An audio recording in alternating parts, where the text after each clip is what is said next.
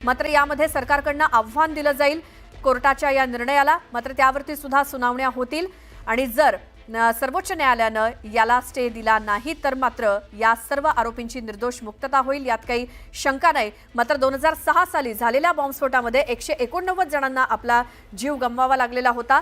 यामध्ये जे कोणी आरोपी होते त्यातले 15 जण तर फरार होते, काही जण पाकिस्तानात सुद्धा असल्याचा अंदाज आहे। मात्र जे कोणी शिक्षा भोगत होते जन्मठेपेची आणि फाशीची सुद्धा, त्यामध्ये सर्व आरोपी हे निर्दोष ज्यावेळेला सिद्ध झालेले आहेत कोर्टाकडनं, त्यानंतर मात्र सर्वसामान्यांसकटच पोलिसांना सुद्धा धक्का आहे। मुंबई उच्च न्यायालयानं जो काही मोठा निकाल दिलाय, 11 जुलै 2006 ला संध्याकाळी मुंबई लोकलमध्ये जे काही स्फोट घडवून आणण्यात आलेले होते, त्यामध्ये लोकलमध्ये 7 वेगवेगळ्या ठिकाणी अवघ्या 11 मिनिटांमध्ये स्फोट झाले होते। हे प्रकरण नेमकं काय घडलं होतं ते आपण जाणून घेतोय। या बॉम्बस्फोटांमध्ये 189 जणांचा मृत्यू झालेला होता आणि त्यामध्ये 827हून अधिक प्रवासी जखमी झाले होते। महाराष्ट्र एटीएसनं 3 आरोपींना अटक केलेली होती आणि 15 जणांना फरार घोषित केलं होतं। त्यावेळी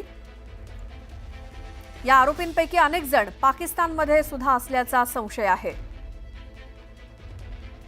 आणि नोव्हेंबर 2006 मध्ये या संदर्भात या प्रकरणात आरोपपत्र दाखल करण्यात आलं।